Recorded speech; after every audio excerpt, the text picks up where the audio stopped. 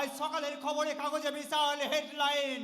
ছি, বালিগঞ্জের ঘটনা, ছেলে আর ছেলের বউ মিলে পুরো বাপটাকে বেড়াতে নিয়ে যাওয়ার নাম করে বৃদ্ধাশ্রমে রেখে এসছে। নেই নেই নেই, আজকের এই যুব সমাজের মধ্যে সভ্যতা লেশ মাত্র নেই। এক সময় ছিল বিনিময় প্রথা, সেই প্রথা কি উঠে গেছে? আমি বলছি সেই প্রথা ওঠে নেই।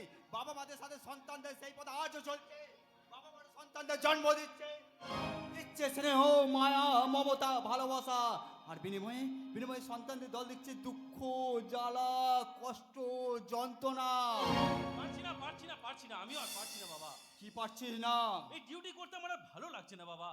কেন কেন ডিউটি করতে ভালো লাগছে না? তুমি তো জানো বাবা, এই পুলিশের চাকরি করে যে কটা টাকা মাইনে পায় তা দিয়ে আজকের দিনে চলা খুব মুশকিল। তাই একটু একটু ঘুষ নিতাম, কিন্তু 2016 সালে মুখ্যমন্ত্রী মাননীয় মমতা বন্দ্যোপাধ্যায় আসার পর থেকে পাবলিক আমাদের ঘুষ দেওয়াটা বন্ধ করে দিয়েছে। তাই আমাদেরও বাধ্য হয়ে ঘুষ নেওয়া বন্ধ করে দিতে হয়েছে। কিন্তু এদিকে কাজের চাপ ভীষণ বেড়ে গেছে বাবা, ভীষণ বেড়ে গেছে। ও, তাই তো ডিউটি করতে ভালো লাগছে না? হ্যাঁ, একদম ঠিক তাই।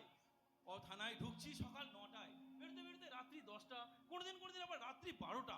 2 পয়সা এক্সট্রা ইনকাম ছাড়া কি এত চাপ সহ্য করা যায় বলো বাবা? ওই নিয়ে তুই কোনো চিন্তা করিস না খোকা, ওই নিয়ে কোনো চিন্তা করিস না। এই তোদের মতো ঘুষখোর অফিসার না, আমি প্রতিবাদ করব। তুমি প্রতিবাদ করবে বাবা? হ্যাঁ হ্যাঁ, আমি প্রতিবাদ করব। আমি ওপরওয়ালার কাছে গিয়ে বলবো, এই তোদের মতো এই ঘুষখোর অফিসারগুলো যেমন ডান্ডা মেরে ঠান্ডা করেছেন, তেমনি আপনি চালিয়ে যান। কারণ এদের মতো এই ঘুষখোর অফিসারগুলো আপনার পাশে না থাকলেও এই আমার মতো সাধারণ মানুষ সবসময় আপনার পাশে থাকবে। কে বলেছে চাকরি কথা? বলেছিলাম তো চাকরিটা ছেড়ে দিয়ে আমার সাথে ব্যবসা শুরু কর। তুই তো আমার কোনো কথাই শুনলি না। হ্যাঁ হ্যাঁ, হ্যাঁ, এটা হচ্ছে আমার ভাইপো। এই আমার ছেলেটা যে কত বড় জানোয়ার সেটা আমরা আগেই বুঝতে পেরেছেন। এবার দেখবেন এটাও কত বড় একটা কুলাঙ্গার। বলে সাত সকালে আমার কাছে কি মনে করে মা বাবার নামে অভিযোগ জানাতে এসেছি। কি বলি সুশান্ত, তুই আমার কাছে দাদা বৌদির নামে অভিযোগ জানাতে এসেছিস? হ্যাঁ, ব্যবসা করে যতটুকু টাকা রোজগার করি তাতে এই সংসার চারদিকে পোটা শেষ হয়ে যাচ্ছে। ওই গোদের উপর শীষ পুরা সোয়ারের বাচ্চাটা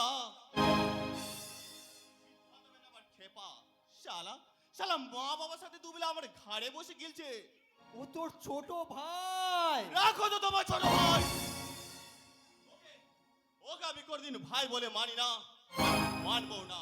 আর শোনো কাকা, তুমি মা বাবাকে বুঝিয়ে বলো কিছু একটা কাজ করতে। এই বয়সে বাবা মা কাজ করবে? হ্যাঁ, করবে। আরে বাবা, হাড়ে তো এখনো ভাঙন ধরেনি। মা বাবা দুজনেই শক্ত সামর্থ্য, তাই আরামসে কিছু একটা কাজ করে প্রতি মাসে কিছু টাকা তো আমার হাতে তুলে দিতে পারে। সে তো নয় বুঝলাম, কিন্তু এই বয়সে জেঠুমা কি কাজ করবে? আরে বাবা, অনেক কাজ আছে। শোন, এই ঘরে বসে না থেকে না, ওই স্টেশনের সামনে বসে জুতো তো পালিশ করতে পারে। বাবাকে দিয়ে তুই জুতো পালিশ করাতে চাইছিস? হ্যাঁ, ওই বাড়ি ঘুরে মা তো বাসন মাজতে পারে। মাকে দিয়ে তুই চাকরানির কাজ করাতে চাইছিস? হ্যাঁ, চাইছি। বারে বঙ্গ সন্তান, সে যুগে অন্ধ বাবা মাকে কাঁধে করে নেতৃত্ব করতে গেছিল শ্রবণ কুমার। আরে এই যুগে বাবাকে জুতো পালিশ করতে পারাচ্ছে তোর মতো কত জানোয়ার। কাকা, শুধুমাত্র জন্মদাত্রী মাকে সম্মান জানানোর জন্য উত্তাল দামোদর সাদার কেটে বিশৃঙ্গ গ্রামে পৌঁছে গেছিলেন বিদ্যাসাগর। আর এ যুগে জন্মদাত্রী মাকে অসম্মান করে পরের বাড়িতে কাজ করতে পারছে তোর মতো কত কুলাঙ্গা। হ্যাঁ, আমি বলছি এই সিগারেটের প্যাকেটে গায়ে লেখা থাকে সিগারেট স্বাস্থ্যের পক্ষে ক্ষতিকর। এবার হয়তো প্রত্যেক বাবা মাই নিজের বুকে বড় বড় করে লেখা রাখবে যে তোদের মতো অপদার্থ সন্তানের জন্ম দেওয়া এই সমাজের পক্ষে ক্ষতিকর। ও, তার মানে তুমি বাবা মাকে আমার কথা বলবে না? আরে ঠিক আছে, দেখছি কি করা যায়। সুশান্ত দাকে অপমান করে কাজটা কিন্তু তুমি ভালো করলে না বাবা। আর দাদা বৌদিকে অপমান করে কাজটা কিন্তু ও ঠিক করেনি।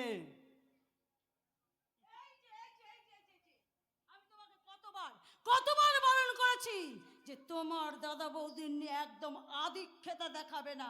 বলছি কথাটা তোমার কানে যায় না? বিজলি, ওদের সঙ্গে আমাদের কোনো সম্পর্ক নেই। তুমি ঠিকই বলেছো বিজলি, তুমি ঠিকই বলেছো। এই যুগের সম্পর্কগুলো কেমন যেন সব হারিয়ে গেছে। হারিয়ে গেছে? হারিয়ে গেছে। পোশাক হয়ে গেল ছোট, তাই তো লজ্জা হারিয়ে গেল। রুটি হয়ে গেল পিজ্জা, তাই তো আজ শক্তি হারিয়ে গেল। ফুল হয়ে গেল প্লাস্টিক, তাই আজ গন্ধটা হারিয়ে গেল। মেয়েদের ছোট লাগলো লিপস্টিক, শাঁখা সিঁদুর আলতা কোথায় যেন সব হারিয়ে গেল।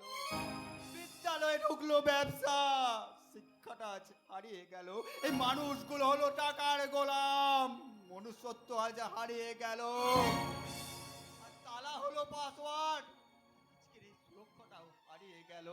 আর আর পরিবার হয়ে গেল সোশ্যাল মিডিয়া, তাই এই সম্পর্কগুলো কেমন যেন সব হারিয়ে গেল, কেমন যেন সব হারিয়ে গেল। আজ সব পরিবারিক খেলা শুরু হয়ে গেছে বাবা, খেলা হার জিতের খেলা। খেলাটা তোর মাই তো শুরু করেছে রে খোকা। নতুন করে কি শুরু করতে বারণ করছিস? বড় বৌদিকে একটা মিথ্যা বদনাম দিয়ে। বেশ করেছি, বেশ করেছি। সেই দিন যদি মিথ্যে বদনাম দিয়ে ওই সংসার থেকে আলাদা না হতে পারতাম, ওই ওই তোমার বড় বৌদি আমাকে আমাকে দিয়ে অনেক কাজ করেছে ওই শয়তানি। আমার চোখের জলে ফেলেছে ওই হারামজাদি। তোমার বাবার সমস্ত সম্পত্তি তো তোমার দাদা একাই ভোগ করছে। যাও না, তুমি তোমার দাদাকে বলে তোমার ভাগের সম্পত্তিটা আদায় করে নাও।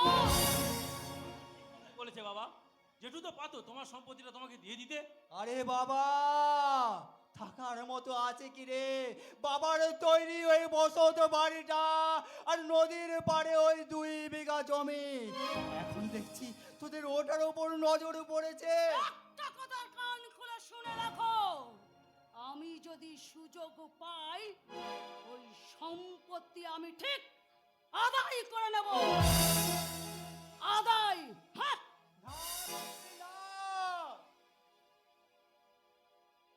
আমিও যাই বাবা, আমারও থানায় ঢুকতে আবার লেট হয়ে যাচ্ছে, চলি। এই যুগে মানুষগুলো কেন যে এমন স্বার্থপর হয়ে গেল তা আমি কিছুতেই বুঝতে পারছি না, কিছুতেই না। বিদেশি শিক্ষায় শিক্ষিত স্বদেশি মানুষগুলো মুদ্রাস্ফীতি মূল্যবৃদ্ধি আজ আকাশ ছুলো। ফুটবল আর কবাডি খেলা খেলে না কিশোরগুলো, তাই তো আঠরের হাতে এখন মদের বোতল এলো। মানুষগুলো মানুষ তবু শক্ত সিন্ডিকেটের ভিত। সন্তানকে মানুষ করতে বাবা বেললো তার ঘাম, সেই সন্তান বড় হয়ে আজ দেয় স্বার্থের দাম। খোকা,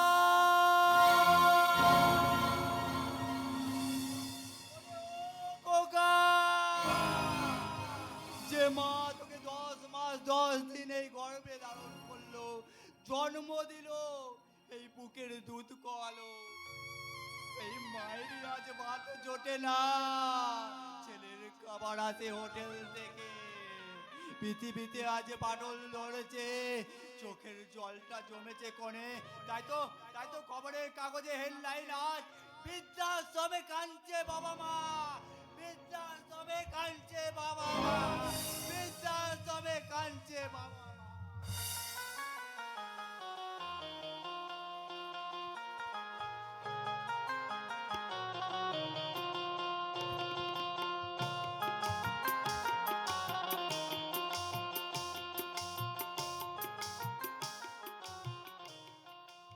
ডাক্তারবাবু, ডাক্তারবাবু, যা সব গেল কোথায়? ঘর যে একেবারে ফাঁকা। আরে বাবা, আমার এখন কত কাজ তোমরা জানো না? এখন আমার এখানকার কাজ সেরে এই যা, ফুল তুলি না জল তুলি, কাজের বেলায় সব বলি। দেখ কোথায় যে যেতে হবে সেটাই তো ভুলে গেছি। তোকে এখন যেতে হবে ওই আম বাগানে আম পাড়তে। হ্যাঁ, ঠিক বলেছো তো ডাক্তারবাবু, ঠিক বলেছো। ফুল তুলি না জল তুলি, কাজের বেলায় সব বলি। এখন আমার সব মনে পড়ে গেছে। যাক বাবা, তোর তাহলে সব মনে পড়ে গেছে। হ্যাঁ গো ডাক্তারবাবু, বড় মা কত শখ করে আমার কাছে কাঁচা আম খেতে চেয়েছিল, তাই আমাকে এখনই যেতে হবে আম বাগানে আম পাড়তে। আচ্ছা ঠিক আছে ঠিক আছে, বলছি এই আমার চেম্বারটা ঠিকঠাক পরিষ্কার করেছিস তো? হ্যাঁ গো ডাক্তারবাবু, তোমার চেম্বারটা ভালো করে ঝাড় দিয়ে ধুয়ে মুছে একবারে ঝকঝকে করে দিয়েছি। বাহ বাহ বাহ বাহ বাহ। আচ্ছা তোকে একটা কথা বলবো। হ্যাঁ, বলো গো ডাক্তারবাবু। বলছি এই আমার লেখা প্রেসক্রিপশন পড়ে তুই মানুষকে ওষুধ দিস, আমি বাইরের কোনো গ্রামে গেলে আমার ব্যাগটাকে বয়ে নিয়ে যাস, অপরে তো টাকা পয়সা দিতে গেলে কিছুই নিতে চাস না। আচ্ছা এতে তোর কি লাভ বলতো? ভালো লাগে গো ডাক্তারবাবু, কি বললি মা? ভালো লাগে। তোমার সঙ্গে ঘুরে ঘুরে গ্রামের মানুষদের সেবা করতে আমার খুব ভালো লাগে। আর মানুষের সেবা করাটা তো ধর্ম, তাই না ডাক্তারবাবু? ঠিক বলেছিস রে মা, ঠিকই বলেছিস, তুই কথাটা একদম সত্যি বলেছিস। কিন্তু কিন্তু একটা কথা কি জানিস, আজকালকার যুগে নিঃস্বার্থভাবে কেউ আর মানুষের সেবা করে না রে। যারা কেউ- করে না তারা ভুল করে, কিন্তু আমি জেনে বুঝে সেই ভুলটা করতে যাবো কেন বলে দেখি? সেটা অবশ্য ঠিক, সেটা অবশ্য ঠিক। এই, ওইসব কথা যা। এখন বলতো বলি তার খবরটা কি? তুমি কার কথা বলছো গো ডাক্তারবাবু? আরে বাবা, যাকে নিয়ে দিনরাত স্বপ্ন দেখিস, যার কথা বললে লজ্জায় মুখটা লাল হয়ে যায়। যা, ডাক্তারবাবু সত্যি তুমি না? আরে বাবা এত লজ্জার কি আছে রে মা, লজ্জার কি আছে? আরে তোর তো এবার বয়স হয়েছে, এইবার ওই বিশ্বনাথ বাবুর ছেলে ওই সিদ্ধার্থকে বিয়ে করে তোকে তো সংসারী হতে হবে। একদম ঠিক কথা বলেছো গো ডাক্তারদা। তাই হ্যাঁ রে, তুই তোর মনের কথা জানিয়েছিস। না গো ডাক্তারবাবু, যতবার আমি সিদ্ধার্থের সামনে গিয়ে দাঁড়িয়ে কথাটা বলবো ভেবেছি, কথাটা বলতে গিয়ে বলতে পারিনি যে কি? আমার পরানো যাহা চায় তুমি তাই গো, আমার পরানো যাহা চায় তোমা ছাড়া এই জগতে মোর কেহ নাই, কিছু নাই গো, আমার পরানো যাহা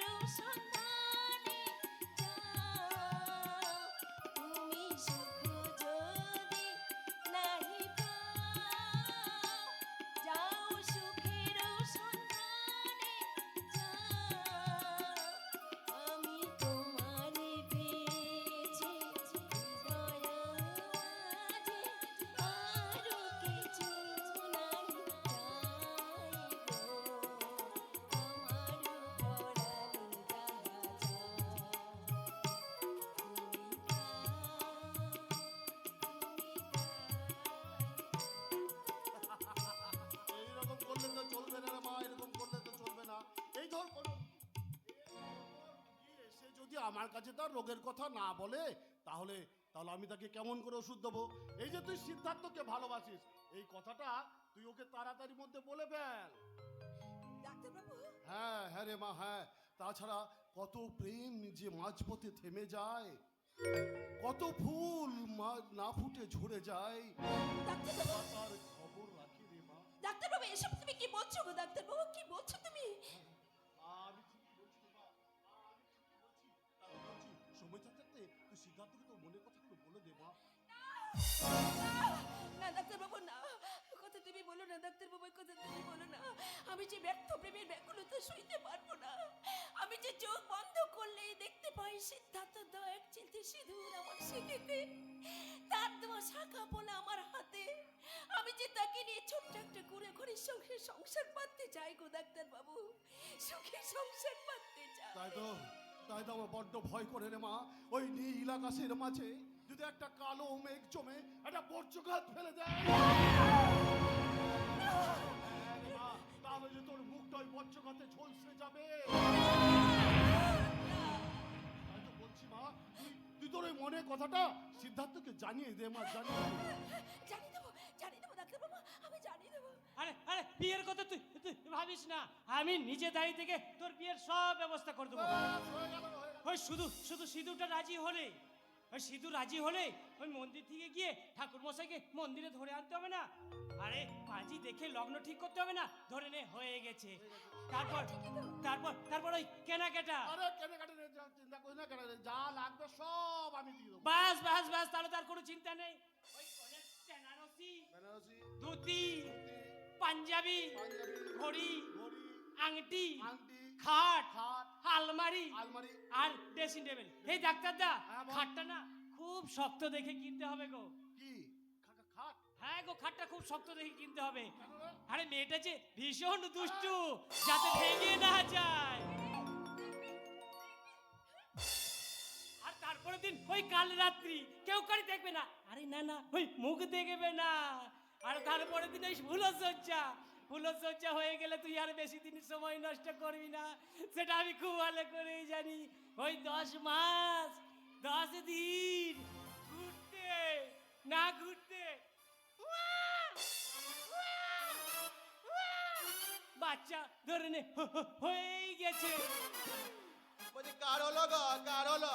বলে ছেলে হোক মেয়ের কোলে ছেলে হোক। বলে চম্পা চামেলি ঢ্যামনা রোগো। বলি ঢোল বাজা রে, ঢোল বাজা।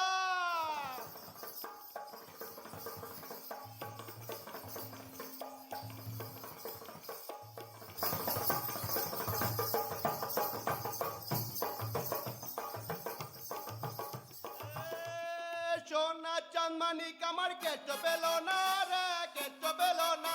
এই তাদের পাড়া মুখটায় আমায় ডাকতে দিল না রে, ডাকতে দিল না। এই ডাকতে দিল না রে, ডাকতে দিল না। আরে থাম রে থাম, আর কত বাজাবি কত? বলি কই গো কই? বলি ঘরের কর্তাকে ডাকো।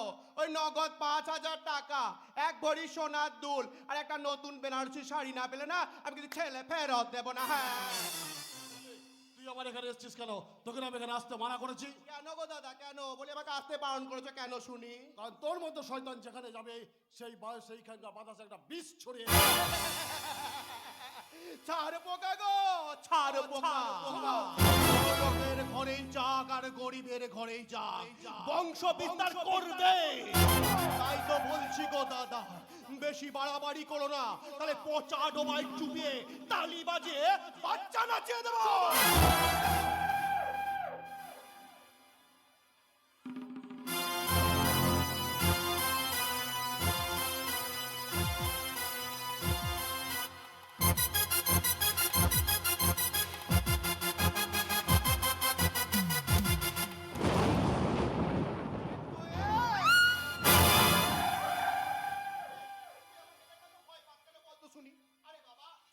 তোরও যা আছে আমারও তাই আছে, তফাৎ শুধু একটাই, তুই পেটে বাচ্চা ধরতে পারবি আর আমাকে সে বাচ্চা লাচাতে হবে লাচাতে। চলি গো ডাক্তার বাবু, আমাকে এখন আম বাগানে আম পাড়তে যেতে হবে। ওই তো তো, ওই তো তো। কিছুতে তুই আমার কথা শুনতে চাস না কেন বলতো শুনি? বলে এমন সুন্দরখানা গতর বানিয়েছিস, এই গ্রামে পড়ে থেকে শুধু শুধু এই সব গতরটাকে নষ্ট করছিস। কতবার বললাম শহরে চ, শহরে চ, খান কতেক বাবু ধরিয়ে দেবো, তোরও দুটো ইনকাম হবে আর আমারও দুটো দালালি হবে। রানী, আর একবার তোমার মুখে এই কথাটা শুনলে না, লাথি মেরে তোমার মুখটা আমি ভেঙে দেবো। চম্পা চামলে ড্যামনা রঘু, ঢোল বাজা রে, ঢোল বাজা। আমি গোখর শাহ মহারানী, ছুটে এলে ছবল খাবে, আর এক ছবলেই নামের আগে চন্দ্রবিন্দুর চাঁদ বসে যাবে। কি বসে যাবে? চন্দ্রবিন্দুর চাঁদ। ঢোল বাজা। সে তুমি যত ইচ্ছা ঢোল বাজা মহারানী, কিন্তু ভুল করে আমাকে বাজাতে এসো না। তুমি আমার লক্ষ্মী রূপটা দেখেছো, দরকার হলে এবার আমি তোমাকে কালী রূপ দেখাবো। ফুল তুলি না জল তুলি, কাজের বেলায় সব ভুলি। চলি গো ডাক্তার বাবু, চলি।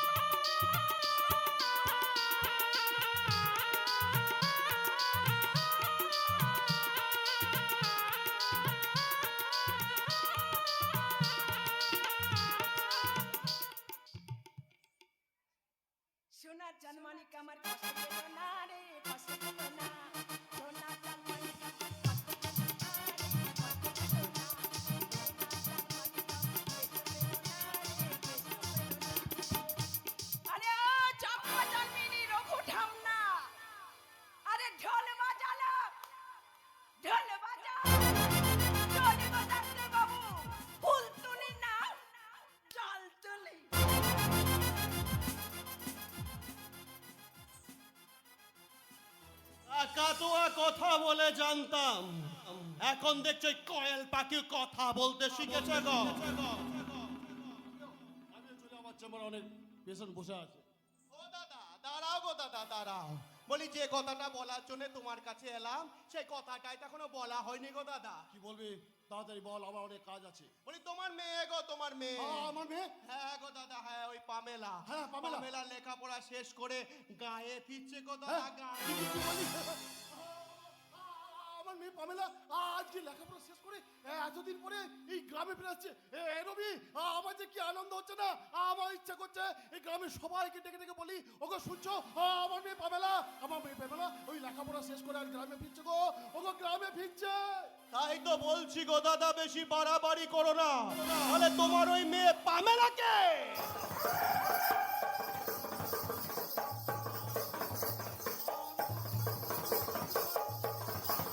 পামেলা, তুই কোনো ক্ষতি করিস না।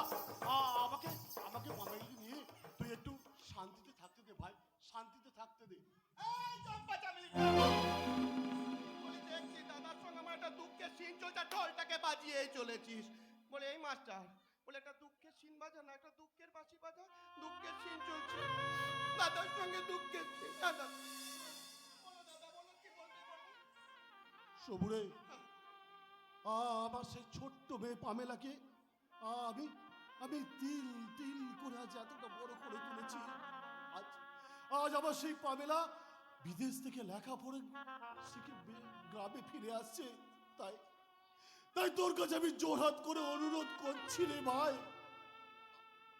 আমাদের ওই বাপ মেয়ের মাঝে পাঁচিল তুলে দিয়ে আমাদের এই বাপের সম্পর্কটাকে তুই শেষ করে দিস না, তাহলে যে এক অভাগা বাবার বুকে শুধু এক রাস হাহাকার আর দীর্ঘশ্বাস চলে থাকবে রে, শুধু দীর্ঘশ্বাস। তাই তোর কাছে আমি অনুরোধ করছি ভাই, আমার মেয়ে পামেলা তুই কোনো ক্ষতি করিস না রে, তুই কোনো ক্ষতি করিস না রে ভাই।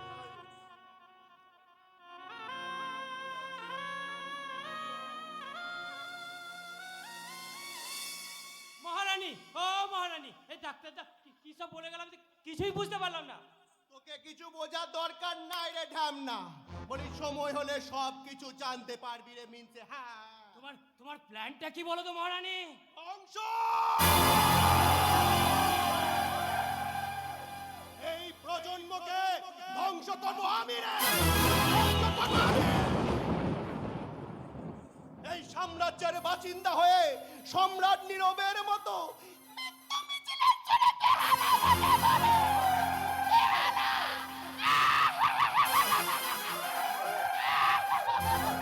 আমি মহারানী, আমি শান্তির সংসারে ওদের ওদের সমস্ত সাম্রাজ্যটাকে আমি আমার গর্বে ধারণ করে লাচাবো রে, লাচাবো। আর তখন এ হাত থেকে ও হাত, ও হাত থেকে ও হাত, লাজবে রে, লাজবে। ঢোলে বাজা রে, ঢোলে বাজা।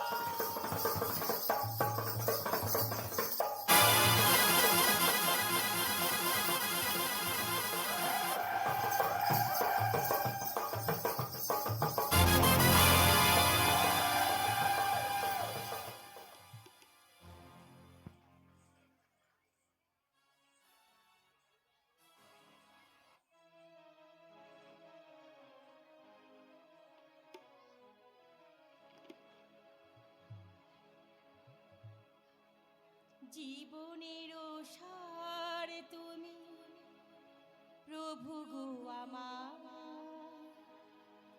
প্রণাম জানাই আমি চরণে তোমার।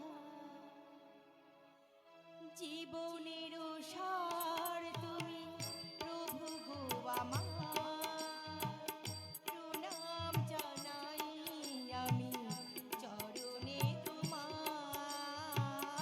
জীবনের সার তুমি প্রভু গো আমার, প্রণাম জানাই আমি চরণে তোমার।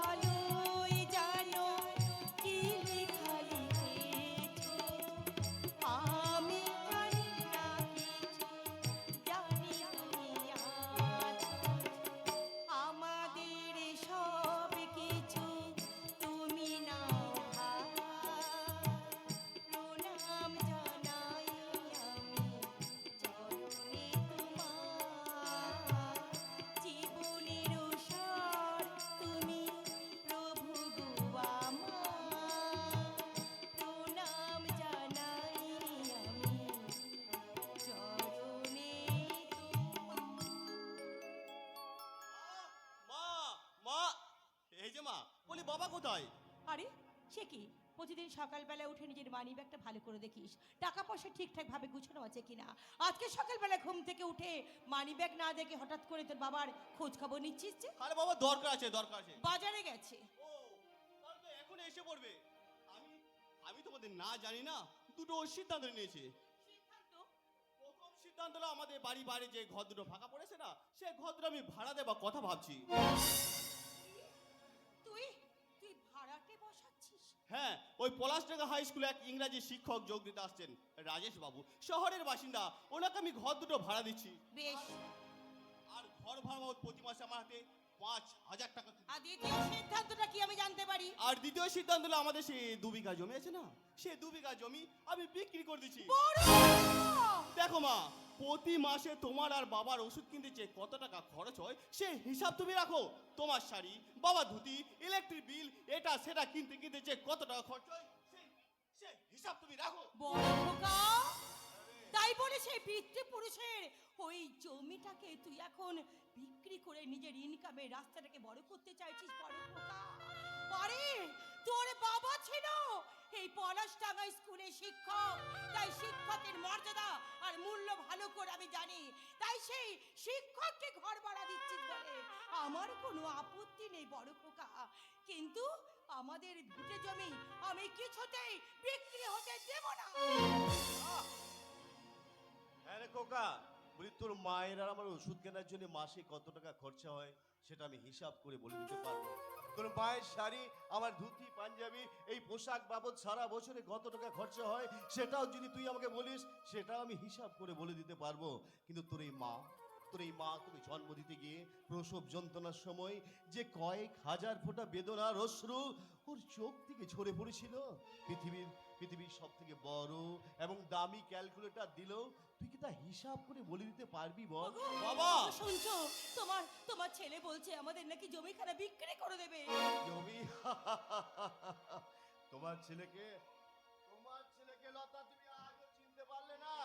বলি জমি তো দূরের কথা গো, উপযুক্ত দাম পেলে এই বৃদ্ধ বাবা আমাকেই বিক্রি করে দেবে।